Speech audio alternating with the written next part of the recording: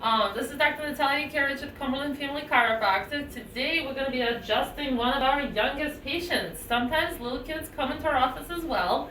Now we usually adjust their spines to help them grow better and easier because kids are very active and because they go through growth spurts, we want to make sure that that goes as smoothly as possible. Okay?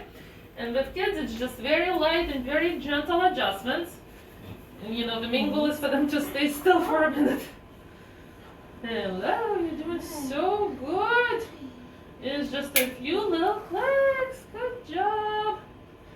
So we're gonna go pretty quickly before Mason decides to escape. Right, Mason? I'm not going anywhere. Hold on. You're doing so good. So good. Good job.